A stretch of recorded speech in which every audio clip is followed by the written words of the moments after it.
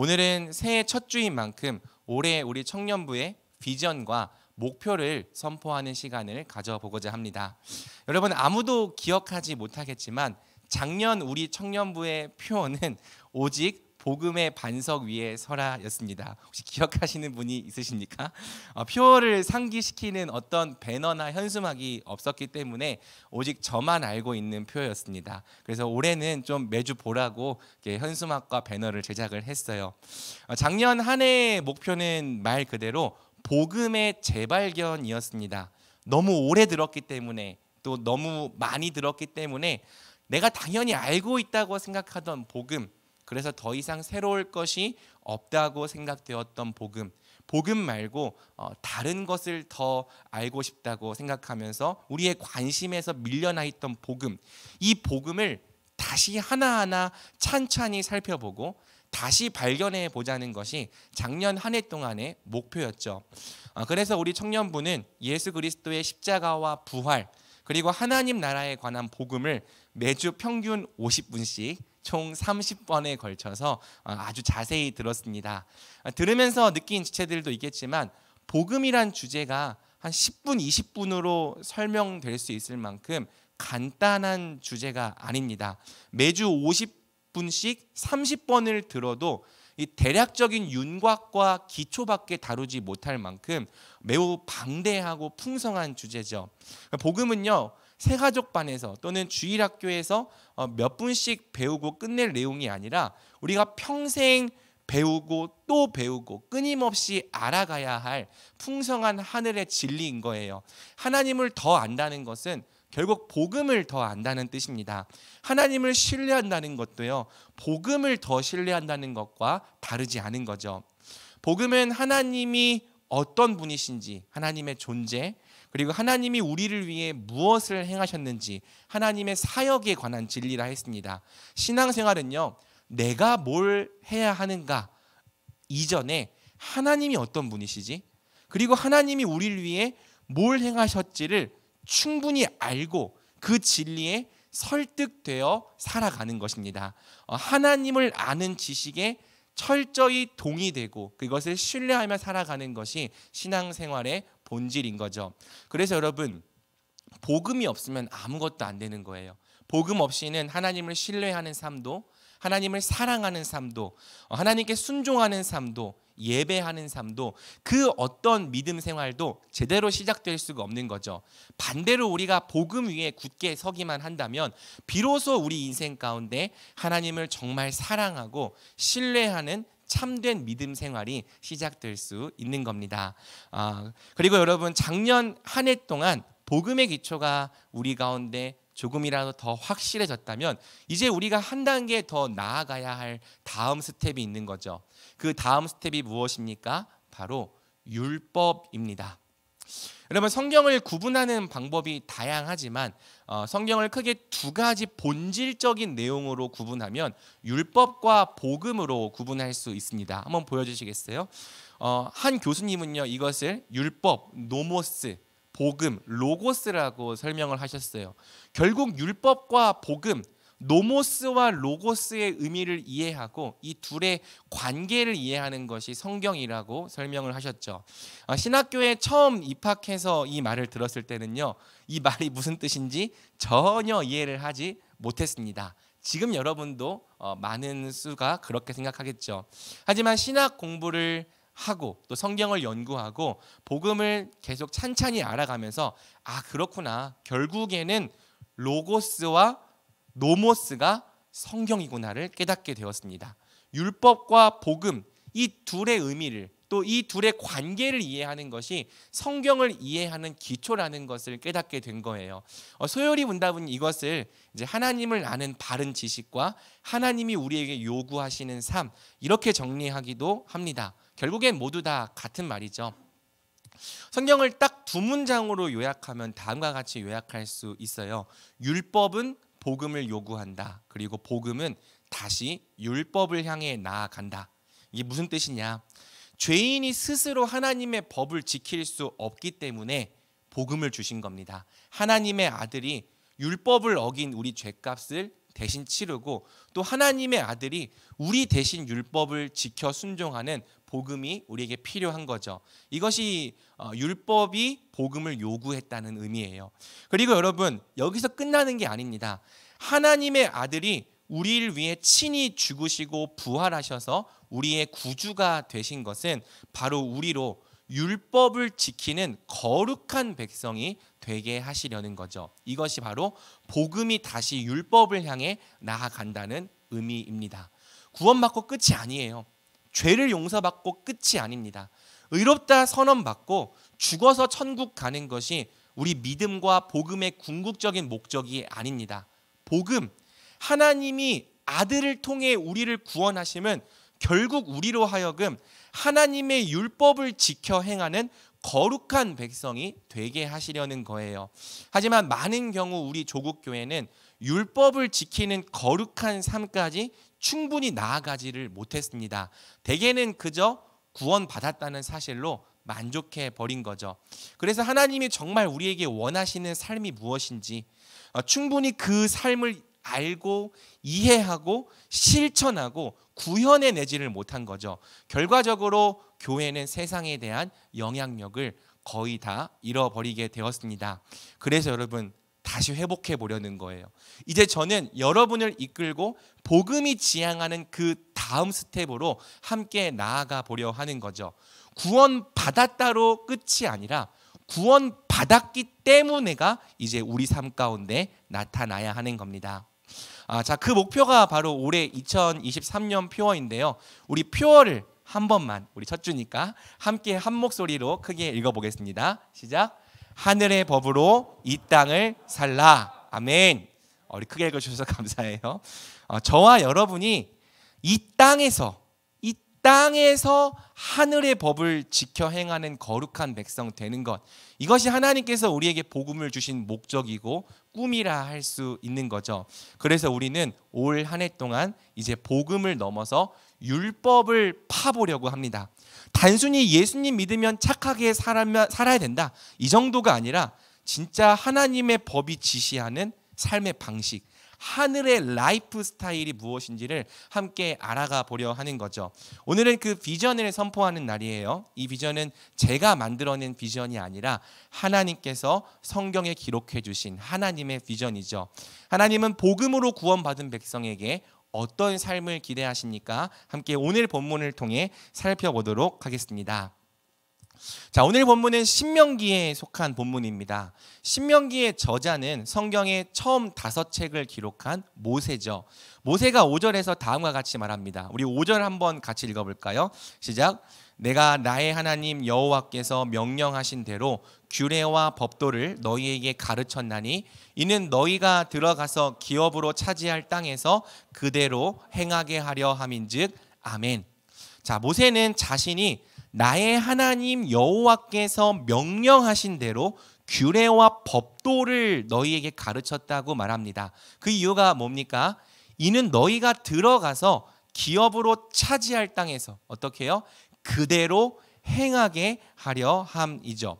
율법을 주신 목적, 그대로 지켜 행하게 하려는 겁니다. 율법은 지켜 행하는 것에 그 본래 주어진 의도와 목적이 있는 거죠. 여러분, 사실 율법은 성경에서 가장 많은 오해를 받는 주제 중 하나입니다. 일단 율법이란 단어가 우리 귀에 별로 긍정적으로 들리지 않는다는 점이 그 증거죠. 율법주의, 율법적인 사람, 이렇게 어떤 단어든 율법이라는 표현만 딱 붙어버리면 부정적인 느낌을 주는 단어가 됩니다. 규칙과 규율에 얽매이는 사람, 융통성이 없는 사람, 딱딱하고 엄한 사람, 생명 없는 이 형식주의에 갇혀 있는 사람, 이런 뉘앙스를 풍기게 되죠. 그래서 여러분, 우리도 대부분 율법이란 단어를 별로 좋아하지 않습니다. 누군가 여러분에게 당신은 율법적인 사람이군요 라고 말한다면 여러분은 그 말을 칭찬이 아니라 비난으로 받아들일 겁니다. 지금 저랑 싸우자는 거예요? 라고 말하면서 두 주먹을 불끈 쥐게 되겠죠. 또 여러분, 율법이 부정적인 느낌을 주게 된 데에는 이제 구원을 받는 구원론이 큰 몫을 했습니다. 대표적으로 갈라디아서 2장 16절 다음과 같이 말하죠.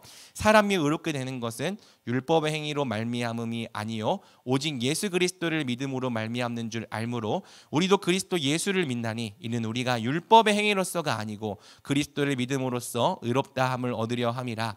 율법의 행위로서는 의롭다함을 얻을 육체가 없느니라. 이 말씀처럼 구원을 받는 것에 있어서 율법의 행위란 단어는 참된 믿음과 대조되는 잘못된 믿음, 잘못된 태도, 잘못된 방편으로 강조가 됩니다. 우리가 계속 배워온 것처럼 구원에 있어서 믿음이 아니라 자기 율법의 행위를 의지하는 사람은 결코 하나님께 의롭다함을 받을 수가 없는 거죠. 그래서 여러분 종교개혁의 선구자인 루터와 루터의 후예들은 지금까지도 율법을 부정적으로 보는 경향이 강합니다. 율법은 죄인이 지킬 수 없는 법이요 지켜 행하려고 해서도 안 되는 법이라 생각을 하는 거죠. 대표적으로 루터는 이 행함을 강조하는 야고보서를 지푸라기 서신이라고 비하했습니다. 또 루터의 후예들, 그러니까 루터런들은요, 율법의 참된 준수를 가르치는 이 예수님의 산상수훈도 지키라고 주신 말씀이 아니라 이건 죄인이 지킬 수 없는 법이야를 강조해서 믿음을 더 의지하게 하려 한다, 이렇게 이해를 하는 거죠. 그러니까 같은 개신교라도 루터주의는요 율법을 지킬 수 없는 법이다라고 강조하는 경향이 강한 편입니다. 반면 이제 칼빈을 따르는 우리 개혁주의는요 율법이 본래 지키기 위해 주어진 법임을 놓치지 않으려 하는 거죠. 그게 오늘 본문의 5절 말씀이에요.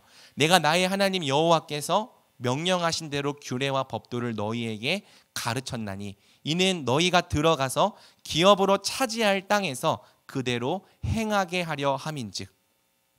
율법은 본래 지키도록 주어진 법입니다. 지켜 행하는 것에 그 본래의 목적이 있는 거죠. 율법은 본질적으로 하나님 나라를 통치하시는 하나님의 거룩한 법이에요. 그래서 바울은 이 율법 자체가 본래 선하고 의롭고 거룩한 법이라고 설명을 한 거죠. 로마서 7장 12절 이로 보건대 율법은 거룩하고 계명도 거룩하고 의로우며 선하도다. 율법 자체는 선하다, 거룩하고 좋은 것이다. 그런데 여러분 이토록 선하고 좋은 율법이 왜 우리를 죽이는 정죄의 율법이 됐습니까? 율법이 나빠서가 아니라 우리가 나쁘기 때문에, 율법이 악해서가 아니라 우리가 악하기 때문이죠. 이어지는 7장 13절에서 다음과 같이 말합니다. 바울이 그런즉 선한 것이 내게 사망이 되었느냐? 그럴 수 없느니라. 오직 죄가 죄로 드러나기 위하여 선한 그것으로 말미암아 나를 죽게 만들었으니 이는 계명으로 말미암아 죄로 심히 죄되게 하려 함이라. 그러니까 율법이 원래 하는 일은 우리에게 하나님이 기뻐하시는 선하고 의롭고 거룩한 삶을 가르치는 건데 우리가 타락한 죄인이 되어버린 게 문제죠. 그래서 아담 안에서 타락한 죄인들에게는 율법이 의로운 삶을 교훈하는 교사의 역할을 하는 게 아니라 우리 죄를 지적하는 역할. 너는 그렇게 살면 죄인이야. 너 그렇게 살면 사형이야. 너 그렇게 살면 하나님께 심판받아를 말하는 정죄의 법이 된 겁니다. 그런데 여러분 우리가 구원받았죠. 성경은 우리 예수님의 십자가로 말미암아서 율법의 모든 정죄와 저주가 이제 제거되었다고 말하는 거예요. 갈라디아서 3장 13절입니다. 그리스도께서 우리를 위하여 저주를 받은 바 되사 율법의 저주에서 우리를 속량하셨으니. 예수님께서 십자가에 달리신 목적, 율법의 저주에서 우리를 구해내는 겁니다. 그리고 율법의 정죄와 저주가 모두 제거된 결과 율법은 다시 본래의 의미, 우리에게 하나님의 뜻을 교훈하는 본래의 역할을 회복한 거죠. 사랑하는 여러분, 이제 구원받은 하나님 백성들에게 율법은 더 이상 정죄와 저주의 법이 아닙니다. 우리는 율법의 저주와 정죄로부터 자유를 얻은 사람들이에요. 그럼 율법은 더 이상 필요하지 않냐?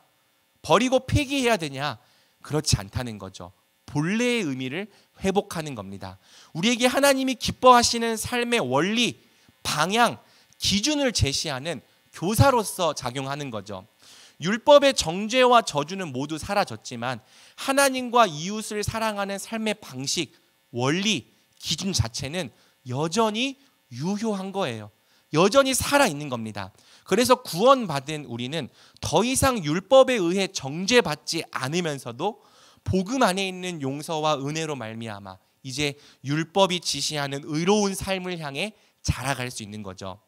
사랑하는 여러분, 정죄가 사라짐으로 우리는 비로소 율법을 사랑할 수 있게 되었습니다. 저주가 사라짐으로 우리는 처음으로 율법을 가까이 할 수 있게 되었습니다. 시편 119편 120절에서 시편 기자는 말해요. 내가 주의 계명들을 곧 순금보다 더 사랑하나이다. 이제 우리가 율법을 사랑할 수 있게 됐다는 것이 구원받은 후의 결과인 거예요. 전에는 그저 정죄와 절망으로만 다가왔던 지극히 거룩한 하나님의 기준이 이제는 저주를 제거하는 복음 안에서 우리가 추구하고 우리가 사랑하고 흠모하고 힘차게 자라나야 할 거룩의 목표와 표대가 된 겁니다. 의의 호심경, 내가 하나님께 의롭게 여김 받았다는 의의 호심경을 가슴에 단단히 붙이고 또 넘어지고 또 실패했을지라도 훌훌 털고 다시 일어나서 거룩을 향해 자라가는 사람들이 바로 우리 성도예요. 하나님이 우리를 의롭다 칭하셨는데 누가 감히 우리를 정죄할 수 있겠습니까? 이제 율법도 천사도 우리 자신도 우리 자신을 정죄할 수가 없는 거죠. 죄책감과 정죄감에 빠져서 낙심하고 쓰러져 있는 것은 이미 용서받은 우리, 이미 의롭다 칭함받은 우리에게 어울리지 않는다는 겁니다. 그럼 어떤 모습이 어울립니까? 우리에게 어울리는 모습은요, 넘어지면 다시 일어나는 거예요. 넘어졌을지라도 다시 일어나서 거룩을 향해 날마다 자라가는 거죠.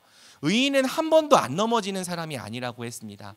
7번 넘어졌어도 다시 복음의 용서와 은혜와 능력을 붙잡고 8번 일어나는 사람들이 의인인 거죠. 복음이 있기 때문에 또 죄를 지었어도 또 법을 어겼어도 다시 일어나는 거예요. 이미 용서받았고 이미 의롭게 되었고 이미 자녀 되었기 때문에 죄 지을 때 가슴 치며 아파할지라도 절대 완전히 좌절하거나 절망하지는 않는 거죠. 도리어 복음의 위로와 격려를 붙잡고 다시 일어나 하나님의 법을 지키는 거룩을 향해 우리가 힘차게 자라갈 수 있는 겁니다. 그래서 여러분, 구원받은 사람들은요, 우리 안에 착한 일을 시작하신 하나님께서 그리스도 예수의 날까지 이루어 가시고 완성하시는 은혜를 경험하게 되는 거죠. 여러분, 이 내용을 교리적인 용어로 표현한다면 칭의와 성화로 설명할 수 있습니다. 우리 성장반 들은 지체들 칭의와 성화 잘 배웠죠? 복음은요, 칭의에서 끝나는 게 아니라는 거예요. 죄인인 우리가 의롭다 선언받는 것, 그게 복음의 끝이 아닙니다. 죽어서 지옥 갈 우리가 이제 천국 갈 티켓 하나 얻었다는 게, 그게 복음이 아닙니다. 복음이 주어진 궁극적인 목적이 무엇입니까? 성화, 우리가 거룩하게 되는 거예요. 성경은 말합니다. 베드로전서 1장 16절, 기록되었으되 내가 거룩하니 너희도 거룩할지어다. 우리 노란색 부분만 한번 같이 읽어볼까요? 시작. 내가 거룩하니 너희도 거룩할지어다. 아멘. 이것이 우리를 구원하신 목적이죠.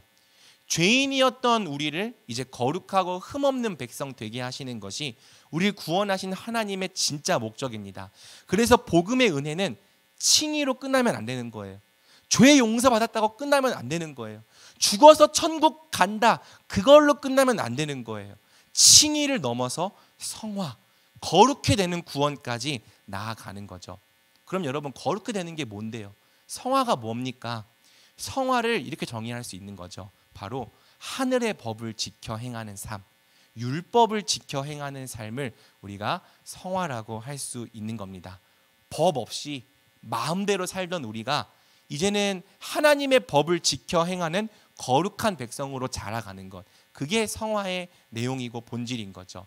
하나님은 결국에 성화, 그리고 성화를 넘어서 우리의 거룩이 완성되는 영화의 은혜를 베푸시려고 오늘 우리를 부르셨고 구원하셨고 의롭다 하셨고 자녀 삼아 주신 겁니다. 그러므로 사랑하는 여러분, 칭이 되었다면 반드시 성화되어야 합니다. 의롭다 선언받았다면 이젠 실제로 율법을 지켜 행하는 의로운 삶을 향해 자라가야 하는 거죠. 죄 용서와 칭의의 은혜를 핑계로 더 마음대로 살고 어차피 어떻게 살든 천국 가니까 법 없이 방종하는 것은 구원받은 우리 성도에게 절대 어울리는 삶이 아닙니다. 이제 구원받은 우리 성도들에게는요, 율법이 지켜 행해야 될 법으로, 또 평생 사랑하고 흠모하고 추구해야 될 거룩의 법으로 주어진 거예요. 이것이 바로 우리가 올 한 해 동안 하나님의 율법을 철저히 공부해 보려는 이유인 거죠. 자, 그리고 성경은 우리가 이렇게 율법을 지켜 행하는 백성이 될 때 다음과 같은 역사가 일어날 거라고 약속을 합니다. 6절, 올해의 표어 말씀인데요, 우리 6절 말씀을 함께 큰 목소리, 표어니까 같이 읽어보겠습니다. 시작. 너희는 지켜 행하라. 이것이 여러 민족 앞에서 너희의 지혜요 너희의 지식이라. 그들이 이 모든 규례를 듣고 이르기를 이 큰 나라 사람은 과연 지혜와 지식이 있는 백성이로다 하리라. 아멘. 자, 잘 보십시오 여러분. 6절은 율법을 지켜 행하는 것이 여러 민족 앞에서 우리의 지혜와 지식이 될 거라고 말합니다. 만약 우리가 하나님의 선하신 율법을 분명히 알고 이해하고 그대로 지켜 행한다면 세상이 우리를 다음과 같이 칭송할 거라는 거죠. 이야, 이 큰 나라 사람은 과연 지혜와 지식이 있는 백성이로다. 왜? 율법은 이 땅의 법을 초월하는 하늘의 법이기 때문입니다. 사랑하는 여러분, 세상에는요 정말 똑똑한 사람들이 많습니다. 지금 우리 청년부에도 똑똑한 사람들, 저보다 더 똑똑한 사람들 많죠. 복잡하고 난해한 철학, 또 정교한 과학을 다루는 책들도 세상에 정말 많아요. 여러분은 성경이 엄청 어려운 책이라고 생각하지만 이 세계적인 철학자들과 과학자들이 쓴 책에 비하면 성경은 그렇게까지 어려운 책은 아닙니다. 세상에는 성경보다 훨씬 더 난해하고 복잡하고 전문적인 지식을 다루는 책들이 수두룩한 거죠. 그리고 책들만 수두룩한 게 아니라 그 난해하고 복잡하고 전문적인 책들을 마치 초등학교 교과서처럼 편하게 읽고 말하고 논하는 이런 괴물 같은 천재들도 세상에는 수두룩합니다. 그러면 흥미로운 것은 현대에 들어와서 이 철학과 과학의 경계가 많이 흐려졌다는 거예요. 여러분, 고대에는 학문의 분과가 따로 없었습니다. 철학이 유일한 학문이었어요. 철학이 모든 학문이었습니다. 고대에는 철학이 신학이고, 철학이 과학이고, 철학이 수학이고, 철학이 정치학이고, 철학이 사회학이고, 철학이 윤리학이었죠. 근데 그러다가 근대에 들어와서는 점차 철학으로부터 각 학문의 분과들이 독립하기 시작합니다. 철학은 생각과 사유로 하는 학문이잖아요. 그래서 생각과 논리로 사유할 수 없는 영역들이 있음을 인정하고 각각 학문들이 자기만의 고유한 영역과 방법을 주장하며 독립하기 시작한 거죠. 특별히 과학은요, 그 방법론과 영역에 있어서 철학과 선을 그었던 학문입니다. 그런데 이 흐름이 현대에 들어와서는 많이 바뀌었어요. 상대성 이론, 양자역학, 이런 과학이 최첨단으로 발전하기 시작하면서 이제 과학이 우주의 존재를 논하고 세상의 본질을 논하기 시작했습니다. 그럼 보통 우주의 존재, 세상의 본질 이런 것들은요 철학이 다루던 주제예요. 철학 중에서도 형이상학이라고 하는 분과가 다루던 주제죠. 그런데 이제는 과학이 철학을 대신해서 형이상학을 논합니다. 철학자들이 아니라 정말 똑똑한 과학자들이 우주의 본질을 논하고 세상의 본질을 논하고 시간과 공간의 본질 같은 주제들을 막 책으로 써내려가요. 똑똑한 사람들이 세상에 널렸습니다. 여러분, 이렇게 철학과 과학 등 각 학문의 분과가 최고 수준을 찍고 있는 이 시대 가운데, 그리고 그 책들을 수천 권, 수만 권 섭렵한 천재들이 수두룩한 가운데 겨우 성경을 믿고 붙드는 우리가 지혜와 지식 있는 백성이로다, 그런 말 들을 수 있을까요, 여러분? 성경이 언제 쓰여진 책이에요? 최소 2000년 전, 신약성경 2000년 전, 구약성경은 최대 3500년 전에 쓰여진 책입니다. 그냥 고대 문서가 아니라 초고대 문서예요. 플라톤, 아리스토텔레스 이 정도만 되면은 고대 문서라고 하는데요, 이것보다 훨씬 더 오래된 이 초고대 문서인 거죠. 그런데 여러분, 이 초고대 문서를 매주 배우고 읽고 묵상하고 연구하는 여러분들이 현대 학문의 최첨단을 달리는 지식인들 사이에서 이 큰 나라 사람은 과연 지혜와 지식이 있는 백성이로다. 그런 말을 들을 수 있겠냐는 거예요. 여러분, 그런 말 듣고 삽니까? 지혜와 지식이 있는 백성이구나. 성경은 들을 수 있다고 말하는 거죠. 왜? 아까도 얘기했던 것처럼 성경의 율법은 이 땅의 법을 초월한 하늘의 법이요, 시공간을 초월한 하나님의 영원한 진리이기 때문입니다. 여러분, 철학과 과학, 교육학과 법학, 사회학과 정치학 등 아무리 많은 학문이 최첨단까지 발전해도 인류 역사상 단 한 번도 해결하지 못한 치명적인 문제가 있습니다. 바로 인류 안에 있는 타락한 죄성이죠. 부패한 본성, 자기 중심성, 그리고 그 본성으로 말미암은 모든 불의의 열매들, 제대로 해결된 적이 한 번도 없습니다. 여러분들 알다시피 인류의 많은 문제들은요, 재화의 절대적인 양이 부족해서 생기는 문제들이 아닙니다. 지금도 여러분, 지구 한복판에서는 음식이 남아 돌아서 땅에 묻고 있습니다. 하지만 다른 한복판에서는 음식이 없어 굶어 죽어가는 사람들이 수두룩하죠. 또 여러분, 한 나라 안에서도요, 누군가는 자기가 살지도 않을 집을 수십 채 수백 채나 가지고 있습니다. 하지만 같은 나라 안에서도요, 단 한 곳의 보금자리를 갖지 못해서 평생 고통당하고 눈물 흘리는 사람들이 수두룩한 거죠. 전 세계에 음식이 모자라서, 또 그 음식을 줄 방법이 없어서 누군가 굶어 죽는 게 아닙니다. 우리나라에 집이 모자라서, 들어가 살 집이 없어서 많은 서민들이 눈물 흘리는 것도 아니죠. 이미 세상에 많은 재화들이 차고 넘쳐요. 우리가 그토록 예찬하는 과학과 기술의 발전이 그걸 이뤄냈어요. 그런데도 사람들은 여전히 가난하죠. 여전히 집이 없고요, 여전히 먹을 것이 없어서 굶어 죽어갑니다. 도대체 왜 그런 걸까요? 이런 불공평의 문제를 해결해 보려고 많은 시도가 그동안 있어 왔죠. 특별히 7, 80년 전에 사회주의의 물결이 전 세계를 휩쓸었습니다. 그럼 여러분, 사회주의라는 이데올로기가, 학문이, 어떤 철학이 세상을 구원했습니까? 아니잖아요. 여러분도 알다시피 사회주의 철저히 망했죠. 어떤 철학도, 사상도, 교육도, 제도도 세상의 불의와 불공평의 문제를 해결해내지 못했습니다. 당연합니다. 망가진 것은 사람의 본성이니까요. 소프트웨어가 다 엉키고 오염되었는데 하드웨어만 바꾼다고 제대로 돌아가겠습니까? 지금까지 인류는 단 한 번도 죄와 불의의 문제를 해결해 본 적이 없어요. 아무리 날고 긴다고 말하는 세상의 천재들과 석학들이 모일지라도 세상의 불의를 해결하기는커녕 본인들의 죄성조차 해결하지 못하는 것이 이 세상입니다. 이것이 하나님 앞에서 인간의 지혜와 지식을 높이고 인간의 학문과 능력을 예찬하는 사람들의 한계인 거죠. 하지만 여러분, 2000년 전에 한 분이 이 땅에 오셔서 다음과 같이 말씀하셨습니다. 한번 같이 읽어볼까요? 마태복음 5장 17절 18절입니다. 같이 읽습니다. 시작. 내가 율법이나 완전하게 하려 함이라.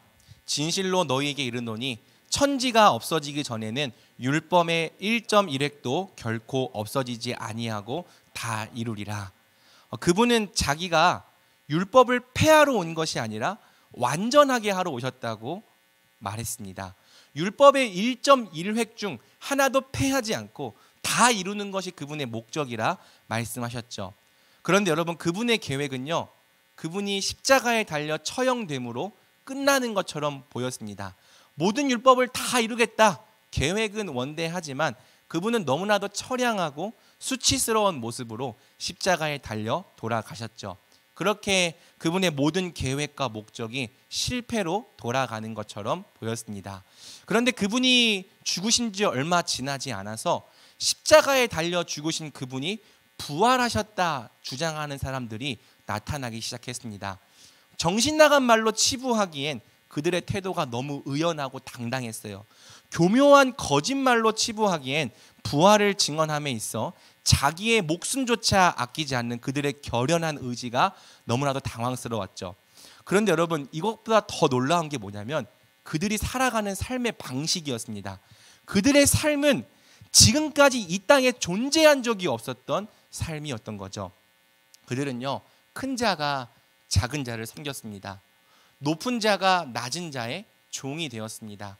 희한하게도 그들의 공동체 안에서는요, 섬기는 자일수록 큰 자로 여김받고 종이 될수록 높은 자로 여김받았죠. 또한 여러분, 그들은요, 모든 물건을 서로 통용하며 가난한 자를 돌보고 구제했습니다. 각자 자신의 재화와 은사를 나눔으로 서로의 부족함을 채워주었습니다. 죄를 범한 자들을 정죄하고 죽이는 것이 아니라 용서해 주었습니다. 연약한 자들을 용납해 주었습니다. 심지어 그들은 자기들을 박해하는 원수들을 위해서도 기도하고 축복하며 사랑하기에 힘썼습니다. 세상은 도무지 땅의 상식이 통하지 않는 그들의 삶을 보면서 혀를 내두르기 시작했어요. 그야말로 그들은 이 땅의 사람들이 아니었던 거죠. 또 여러분, 누군가는 그들의 삶을 보면서 그들이 가진 믿음과 소망과 기대에 의문을 갖기 시작했습니다. 저들은 도대체 누군가? 어떻게 저렇게 비상식적으로 이 땅과 전혀 다른 법으로 세상을 살아가는가? 내가 율법을 이루겠다고 주장했던 한 분의 죽음과 부활을 통해 세상이 감당할 수 없는 공동체, 세상에 존재한 적이 없었던 공동체, 세상을 초월한 공동체가 이 땅에 나타났습니다. 율법의 1.1획도 결코 없어지지 아니하고 다 이루리라 말씀하셨던 그분의 말씀은 실제로 이루어졌고 지금도 이루어지는 중이었죠. 성경은 그분의 정체가 사실 왕이었다고 말해요. 그런데 이 땅이 아니라 하늘에 속한 하늘의 왕이었다고 말하죠. 하늘의 왕이신 그분이 이 땅에 오므로 그분의 나라도 함께 도래했습니다. 그래서 그분은 누구든지 나를 믿고 영접하는 자는 그 새로운 나라에서 새로운 왕의 통치를 받는 새로운 백성이 되리라고 약속해 주신 거죠. 사랑하는 여러분, 우리가 바로 그 새로운 왕이 불러내신 새로운 나라의 새로운 백성들입니다. 새로운 왕이 우리를 부르시고 구원하신 이유, 하늘의 법을 지키는 하늘 백성 되게 하시려는 거예요. 우리는 우리 왕 주 예수 그리스도에 의해 율법을 지키는 거룩한 백성이 되도록 이 땅에서 불러냄 받은 거죠. 그 왕을 믿고 영접할 때 우리는 인류가 단 한 번도 이겨본 적이 없었던 죄와 사망의 문제를 이기기 시작합니다. 그 왕의 다스림과 통치를 신실하게 의지할 때 죄에 대하여 점점 더 죽고 의에 대하여 점점 더 살아나기 시작합니다.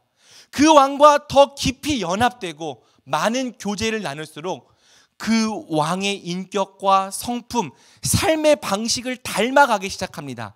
결과적으로 그 왕과 함께하면 함께할수록 우리는 이 땅의 법을 초월해서 하늘의 법을 지켜 행하는 자들로 자라가는 거죠. 그리고 여러분, 우리가 그렇게 하늘의 법을 지켜 행하는 백성이 될 때 비로소 하늘에 속한 나라가 이 땅에 나타나기 시작하는 거예요.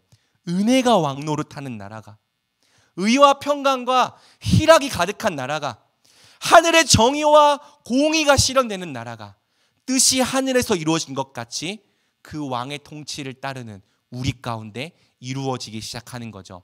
그리고 여러분, 우리 삶 가운데 또 우리 공동체 가운데 하늘이 임하고 하늘의 뜻이 이루어지기 시작하면 주변 사람들이 놀라기 시작하는 겁니다. 이 사람들 도대체 누구인가? 이 큰 나라 사람은 과연 지혜와 지식이 있는 백성이로다.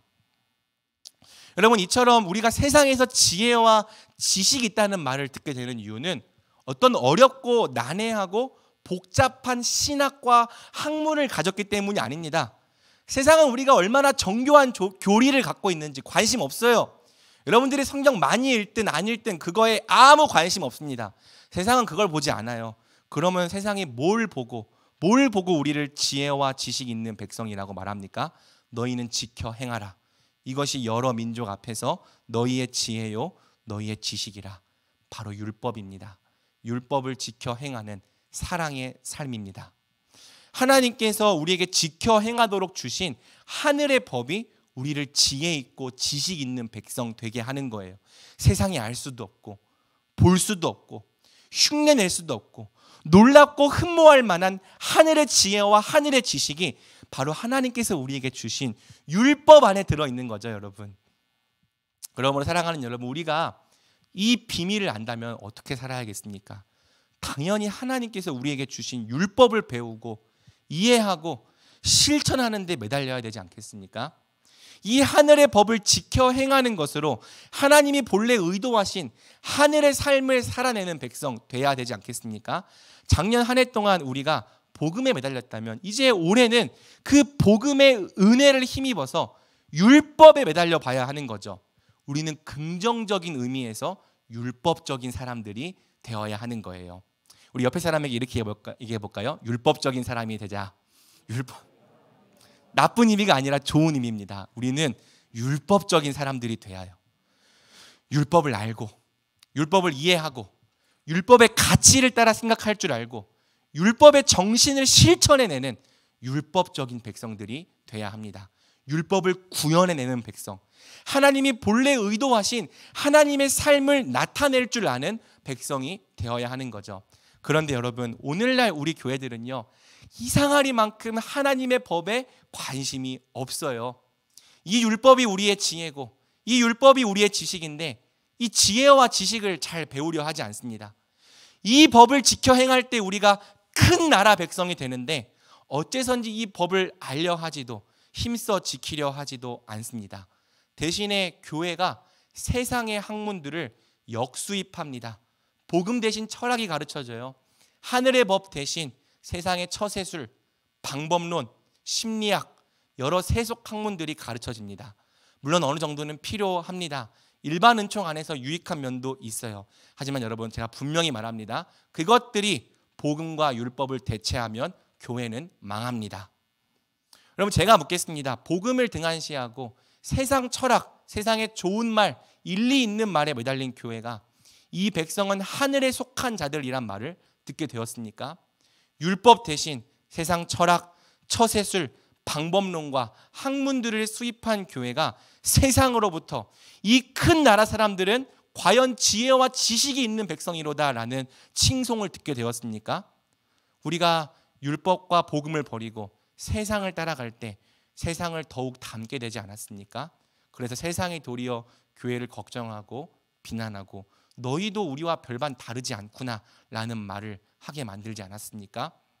살아가는 여러분, 구약 성경에서 나타나는 게 뭐냐면요, 율법을 버린 하나님의 백성은 아무것도 아니라는 거예요. 구약뿐만이 아니라 신약도 똑같습니다. 율법을 버린 하나님의 백성은 아무것도 아닙니다. 율법을 지켜 행하지 않는 교회는 세상에 아무 영향력이 없습니다. 우리를 정말 지혜 있게 하고 지식 있게 하는 하늘의 법에 우리가 철저히 매이지 않는다면, 그 법을 정말 신실히 지켜 행하고 구현해내지 않는다면 앞으로도 교회는 세상에 할 수 있는 말이 하나도 없을 거예요. 무슨 말을 하든지 죄를 용서받고 구원받으라 그런 말 하면요, 너희나 똑바로 잘 살아라 그런 말 듣게 되겠죠. 하지만 사랑하는 여러분, 만약에 우리가 힘써 하나님의 율법을 배우고 지켜 행하는 백성이 된다면 성경에 약속된 하나님의 비전이 성취될 것입니다. 어떤 비전이요? 바로 하나님 백성의 거룩한 삶을 통해 사람들을 하나님께 인도하는 제사장 나라의 비전이죠. 출애굽기 19장 6절 우리 한번 같이 읽어볼까요? 시작. 너희가 내게 대하여 제사장 나라가 되며 거룩한 백성이 되리라. 여러분, 이것이 하나님께서 이스라엘 백성을 부르셨을 때 이스라엘 백성들을 향한 꿈이었고요, 오늘 신약 교회를 부르셨을 때 오늘 우리를 위한 꿈이기도 한 거예요. 이사야는 이 비전을 다음과 같이 바라봅니다. 일어나라, 빛을 발하라. 이는 내 빛이 이르렀고 여호와의 영광이 내 위에 임하였음이니라. 보라, 어둠이 땅을 덮을 것이며 캄캄함이 만민을 가리려니와 오직 여호와께서 내 위에 임하실 것이며 그의 영광이 내 위에 나타나리니 나라들은 내 빛으로 왕들은 비치는 내 광명으로 나아오리라. 이사야는 하나님의 백성이 빛을 비추는 백성이 될 거라 기대했죠. 그리고 예수님께서 이 비전을 다시 산상수훈에서 말씀하십니다. 너희는 세상의 빛이라. 산 위에 있는 동네가 숨겨지지 못할 것이요, 이같이 너희 빛이 사람 앞에 비치게 하여 그들로 너희 착한 행실, 율법을 지켜 행하는 착한 행실을 보고 하늘에 계신 너희 아버지께 영광을 돌리게 하라. 율법을 지켜 행하는 하나님 백성의 거룩한 삶을 세상의 빛으로 비추셔서 그 빛을 보고 세상이 주께 돌아오게 하는 것, 그게 여러분 우리를 향한 하나님의 비전이고 꿈입니다. 실제로 이 비전은 성령이 초대교회에 임하였을 때 성취되었었죠. 우리가 맨날 읽고 또 읽는 초대교회 본문 사도행전 2장 44절에서 47절입니다. 같이 읽어볼까요? 믿는 사람이 다 함께 있어 모든 물건을 서로 통용하고 각 사람의 필요를 따라 나눠주며 날마다 마음을 같이하여 성전에 모이기를 힘쓰고 집에서 떡을 떼며 기쁨과 순전한 마음으로 음식을 먹고 하나님을 찬미하며 또 온 백성에게 칭송을 받으니 주께서 구원받는 사람을 날마다 더하게 하시니라. 아멘. 단순히 착하게 살았다, 예배 열심히 했다가 아니라 하나님의 법을 구현하는 새로운 백성이 출현했다는 거예요. 우리 주 예수 그리스도의 성령이 교회 위에 임하여서 각 사람을 통치하실 때 율법을 지켜 행하는 거룩한 교회가 실제로 세상에 출현한 거죠. 사람들은 하늘의 법을 지켜 행하는 교회를 보면서 그들의 거룩한 삶을 칭송하고 하늘에 계신 하나님께 영광을 돌렸습니다.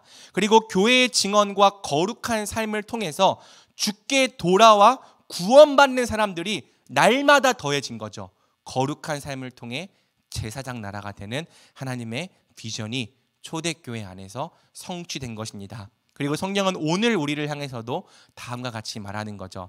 베드로전서 2장 9절, 그러나 너희는 택하신 족속이요 왕 같은 제사장들이요 거룩한 나라요 그의 소유가 된 백성이니 이는 너희를 어두운 데서 불러내어 그의 기이한 빛에 들어가게 하시니에 아름다운 덕을 선포하게 하려 하심이라. 오늘 우리도 율법을 지켜 행하는 거룩한 삶을 통해 우리를 빛에 들어가게 하신 하나님의 덕을, 아름다운 덕을 세상 가운데 선포하도록 부르심 받은 겁니다. 말씀 맺겠습니다. 사랑하는 청년부 여러분, 이 거룩한 부르심에 우리가 반응합시다. 온 세상이 어둠 속을 헤매고 있습니다. 이 어둡고 캄캄한 시대에 우리가 빛이 되려면 우리는 하나님의 율법을 지켜 행하는 거룩한 백성 되어야 합니다. 그러기 위해서 하나님의 법이 지향하는 가치를 철저히 익힙시다. 하나님의 법이 가르치는 정신으로 철저히 무장됩시다. 또한 하나님의 법이 지시하는 삶의 방식이 철저히 우리 삶에 배고 묻어나오게 합시다. 우리가 어디에 있든지, 가정에 있든지, 학교에 있든지, 직장에 있든지 몸에 밴 이 하늘의 법의 가치와 정신을 통해서 항상 하늘의 삶을 나타내고 그리스도의 향기를 풍기는 자들로 자라갑시다. 거룩한 삶의 방식으로 사람들을 하나님께 인도하는 제사장 나라가 됩시다. 만민이 사방에서 우리의 빛을 보고 하나님께 돌아오게 합시다. 여러분, 우리는 할 수 있습니다. 우리에게 능력 주시는 자 안에서 우리가 모든 것을 할 수 있습니다. 주의 율법이 친히 우리의 교사가 되어줄 것입니다. 그리고 우리를 위해 죽으시고 다시 사신 우리 예수님의 복음이 그 가르침을 살아내게 하는 능력과 은혜가 될 것입니다. 그러므로 사랑하는 청년부 여러분, 믿고 순종합시다.